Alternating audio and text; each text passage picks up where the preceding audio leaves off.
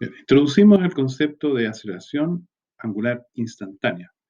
Y lo que queremos ahora hacer es calcular una vez el tema del ángulo y de la velocidad angular directamente para una cierta aceleración, de modo de poder cerrar el ciclo y haber hecho realmente un pronóstico de comportamiento en el caso de la rotación. Vamos a hacer exactamente lo mismo que ya hicimos una vez en la parte de traslación, lo vamos a hacer para el caso de aceleración angular constante. Lo habíamos hecho para aceleración constante, ahora para aceleración angular constante.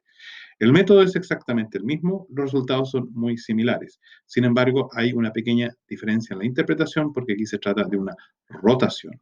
Así que lo que vamos a hacer inicialmente es tomar justamente el caso de la aceleración constante, aceleración angular constante. Vamos a suponer justamente que ella es alfa cero. Vamos a considerar la definición de la velocidad, de la aceleración angular, perdón, media, que ya habíamos visto antes. En consecuencia, aquí voy a escribir, acá está la expresión, la aceleración angular media es igual a la variación de la velocidad angular. En el tiempo, vamos a tomar la velocidad angular, la variación de la velocidad angular, en que aquí yo tengo la velocidad angular menos la variación angular inicial. Vamos a reemplazar esta expresión aquí.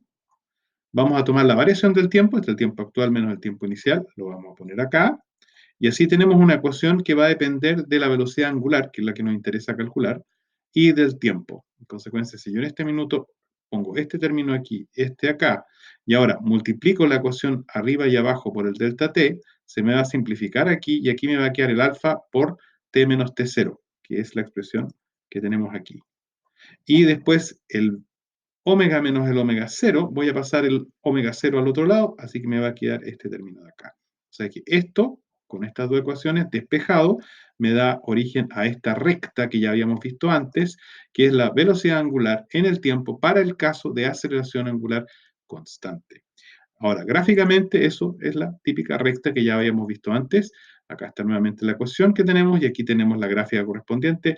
Aquí tenemos que inicialmente en el tiempo t0 la velocidad angular es omega 0 y en el tiempo t es omega, donde está la relación que permite calcular este omega en función del tiempo y de los otros dos parámetros. Ahora, ya sabemos que si queremos llegar al ángulo, que en este caso es el equivalente al camino, es el área debajo de la curva. O sea que tenemos que calcular el área debajo de esta curva. Así que en general, el concepto es que si yo tengo que calcular el camino, lo hago a través de determinar el área debajo de la curva velocidad angular tiempo, que sería esto de acá, porque recuerden la integral es el área. Acá tengo la función velocidad angular en el tiempo, aquí el tiempo lo llamé tau para diferenciarlo del t. Consecuencia, aquí yo estoy sumando estas alturas por estos anchos de los rectángulos, sumando sobre todo el rango. Aquí tengo los distintos rectángulos, rectángulos, rectángulos. Voy multiplicando cada vez la altura por el ancho y voy sumándolos de modo que al final obtengo la integral. Esto aquí que se ve tan abstracto, en este otro caso que estamos viendo es bastante más sencillo. Aquí está repetido nuevamente para ver un solo de estos gajos. Aquí tengo el gajo chico en que el área es el alto por el ancho, el alto es el omega, la velocidad angular, el tiempo es el delta t, y de esa forma yo obtengo uno y aquí tengo que sumarlos todos para obtener el resultado. Pero en el caso que nos interesa, tenemos nuevamente nuestro triángulo, que es más o menos fácil, o sea, nos fuimos de esta recta de acá a calcular esta área que está debajo de ella, y eso significa que voy a trabajar con el triángulo más el rectángulo. Y nuevamente tengo la misma situación, esta es en la expresión velocidad angular en el tiempo, así que esta es la expresión de la recta que tengo acá, y eso significa que este omega 0 me va a definir este rectángulo acá abajo, porque este es el valor omega 0, y esta parte de acá me va a contribuir en esta altura de acá, que es el triángulo.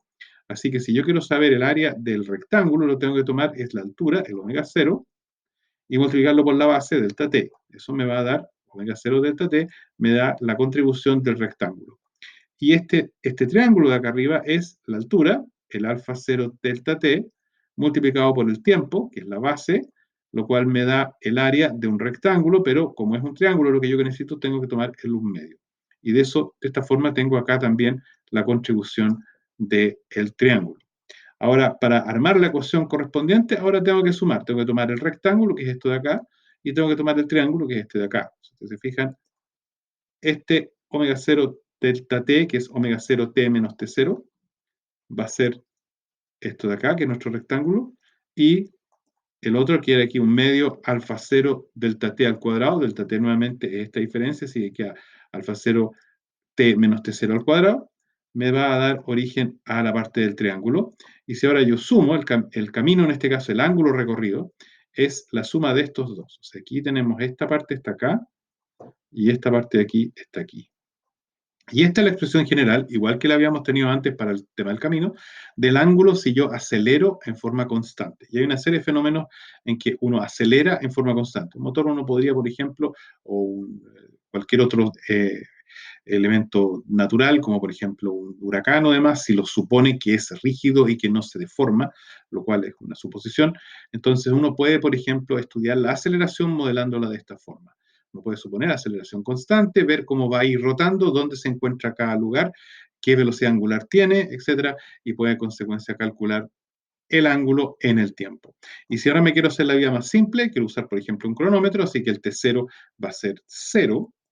En ese caso, si el tiempo yo lo dejo como 0 inicialmente, entonces esta expresión aquí, este término desaparece y se me simplifica. Nuevamente aquí ya uno ve la contribución de la parábola correspondiente en el tiempo que tiene el típico caso de la aceleración constante.